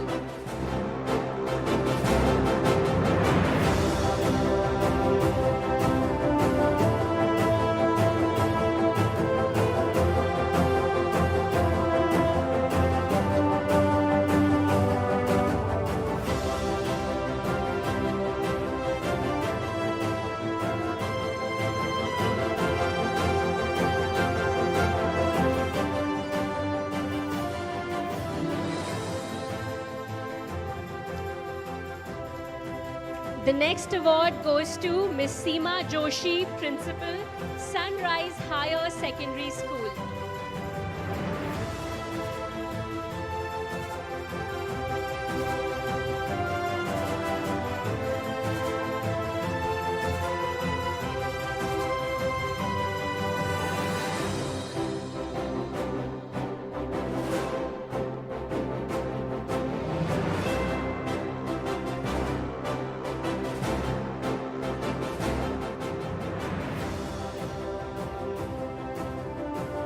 Please put your hands together for Ms. Zarina Khan, Principal, Dastak Public School.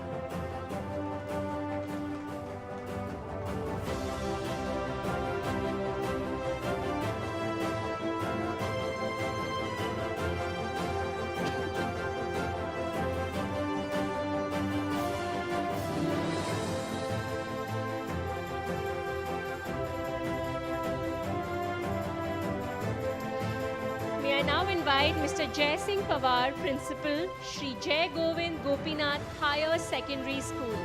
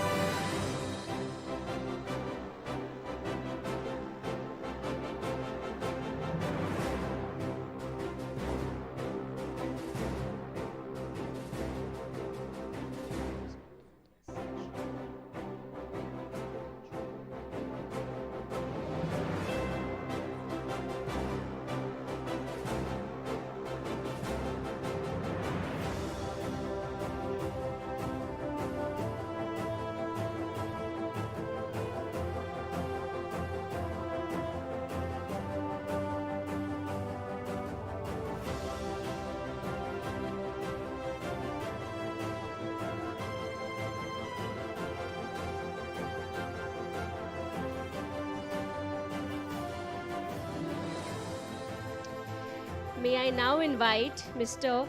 Joao de Cruz Fernandez, Principal, Toppers Academy. I hope I'm pronouncing that right, sir. Congratulations.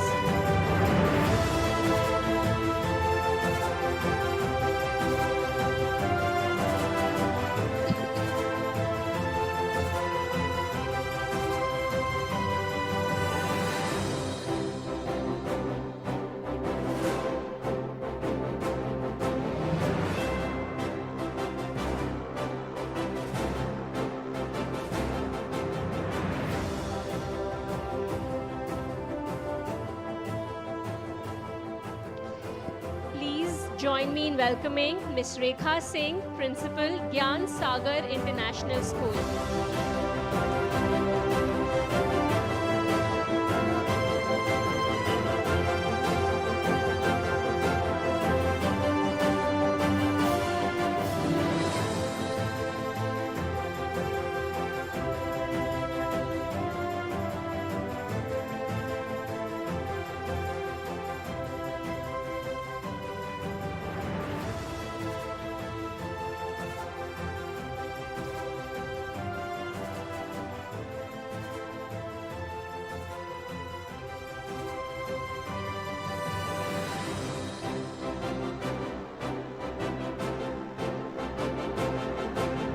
Let's have Mr. Hitesh Chandra Tiwari, Principal, ITMA Vidya Niketan. Congratulations, sir.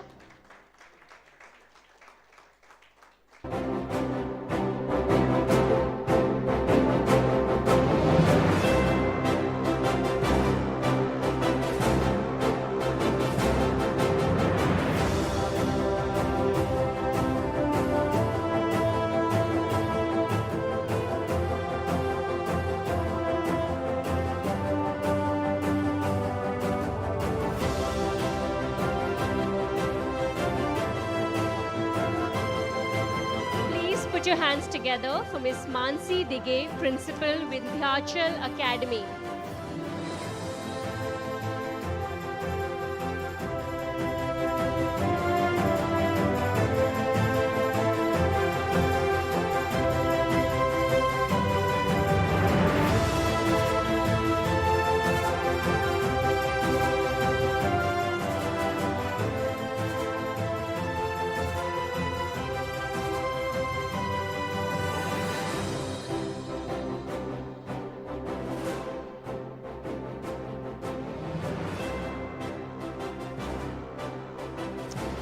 Put your hands together for Miss Sanjida Khan, Principal, Bright Stars Central Academy. Congratulations, ma'am.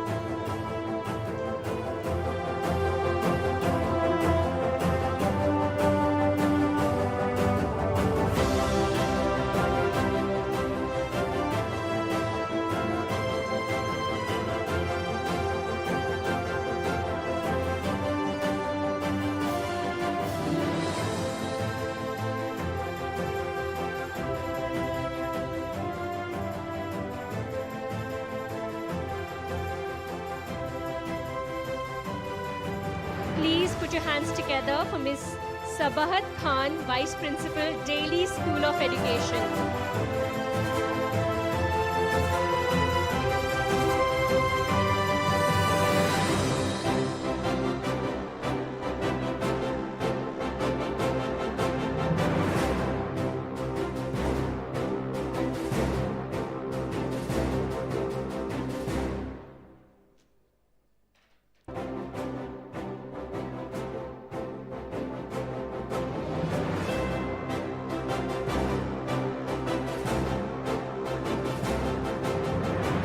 Moving on to a couple of honorary mentions.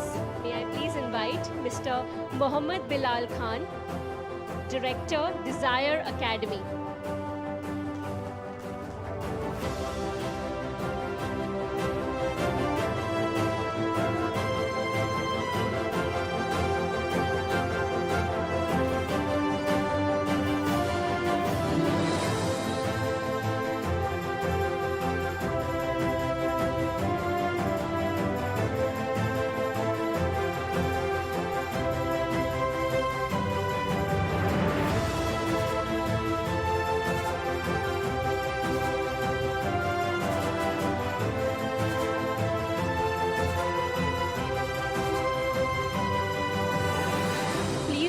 hands together for Mr. Ashish Verma, Director, Bright Higher Secondary School.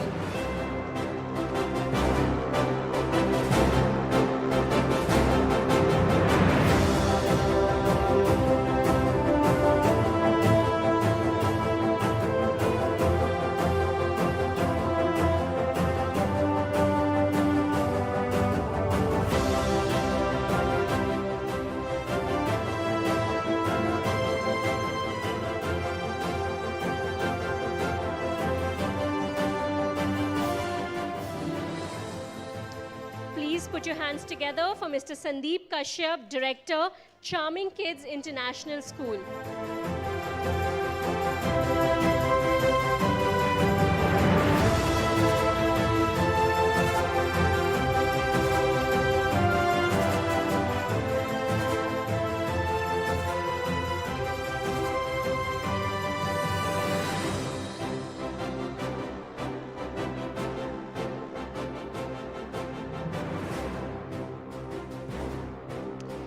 And the final award for tonight, may I please invite Mr. Naseeb Mohammed, Director, Management Academy.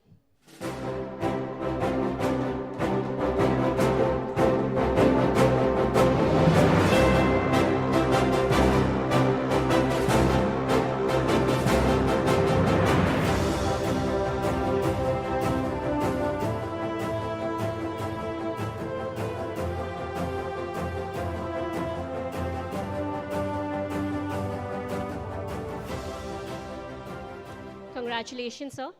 Thank you, sir, for doing the honors. Thank you very much, everyone. Happy match to you.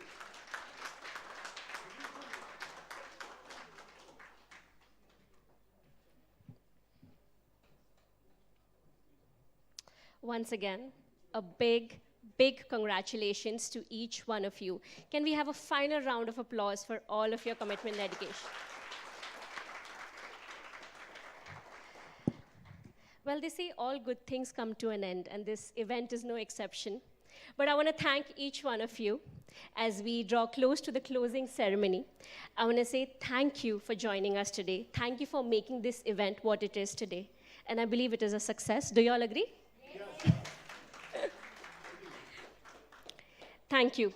As we conclude this session, this event today, I want to thank each one of you, our panelists, our awardees, all the school leaders, educators that joined us today. Thank you for taking out the time. Thank you for putting in the efforts. We had some amazing discussions. We heard great insights. And because of your participation, we truly, truly enjoyed, and it was our honor to host you today. Finally, thank you to all the support team members. We are truly, truly grateful for everyone's support and help. As we come close to this, once again, thank you to each one of you. I request, please proceed towards dinner. We would love to come and talk to you, network with you all right after this session. As Anurag said, we will be calling you next week to reach out to you and discuss our ideas and how can we take Q&I forward with you all. But once again, thank you so much for joining us. It has been a true honor being your host and your moderator, and I truly enjoyed being here today. Thank you very much for joining us.